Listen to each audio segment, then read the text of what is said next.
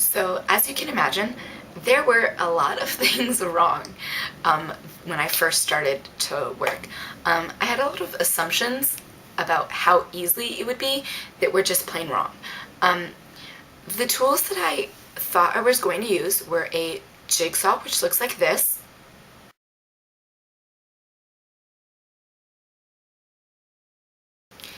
and a jeweler's saw, or sometimes called a seesaw, that looks like this.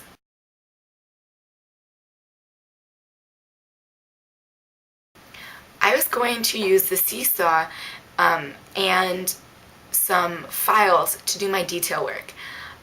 It ended up being super laborious. Um, Plywood is softer than other woods, like mahogany for example, but it's still not balsa wood. It's not just gonna like fall off with the saw. It was still like really hard to do. Filing it would have taken forever, and then like 1,000 and two things just like went wrong. Um, the jeweler's saw was a different kind that I'm used to using, so I couldn't get it unscrewed, and it ended up being like really simple, but I just couldn't figure it out. And I had to wait until my dad got home for him to show me how to use his saw. And then the blade fell out of my jigsaw, and I didn't have the right kind of screw to put it back in. And so that first day was just like super, super discouraging. Unfortunately. So, there are certain ways to avoid that and much more efficient ways to do things, which I will tell you right now. So I would still recommend that you use the jigsaw, especially on sharp corners. They're really simple and easy to use, just come in from two different angles because you can't really pivot with the jigsaw, and they're wonderful. They're really fast and great for cutting out the large outside area, so I would do that. It really does not take that long. I would say like 2 hours, maybe an hour and a half per blade, per Keyblade. So do that. Do use the jigsaw. It's the best and most efficient way. However, replace your jeweler's saw with a Dremel.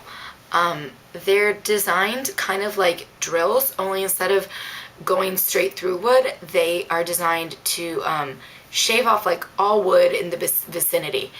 So they don't just make a hole there. You can use them and move them around. They look like big pencils, so you can grip them, move them around, and just like take off tons and tons of wood relatively quickly. A Dremel looks like this.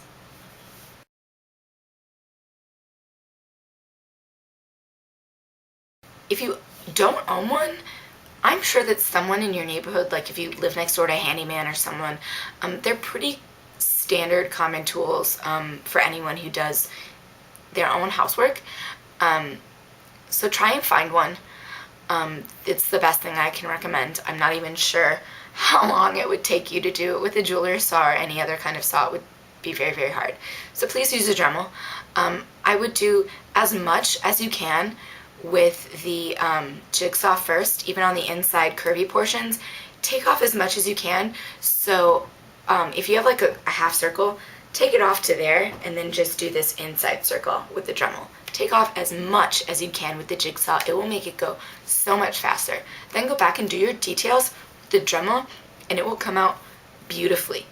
If you don't know how to use a jigsaw or a Dremel, later I'm going to do a tutorial, kind of my tips of the trade besides just practicing, and how I specifically did things, especially with the Dremel, which is a little bit tricky. So I guess that's it.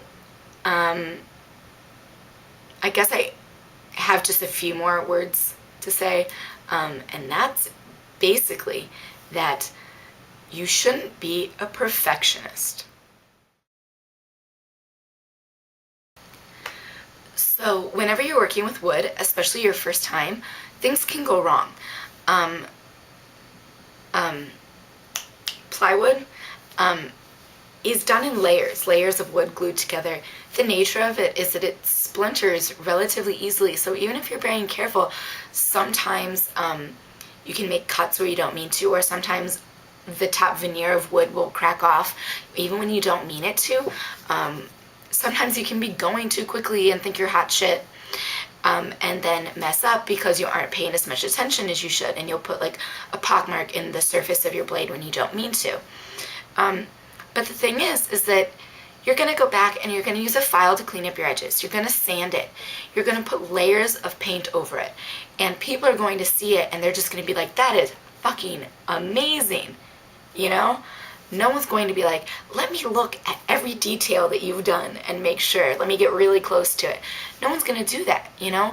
They're going to see it and they're going to be like, that must have taken so much time and effort, and that's so impressive that they did it themselves. So no one's going to notice those little mistakes that you made. The first time I made a mistake, I was so angry. I was just like, oh my god, my perfect Keyblade. But it was like a mistake that wasn't really my fault. It was unavoidable, or unavoidable. But so don't be a perfectionist. It's going to look amazing.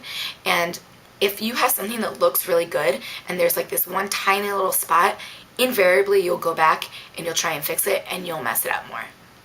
That is just the way the life goes. You know it, I know it. So when you see something that looks really good, just leave it be.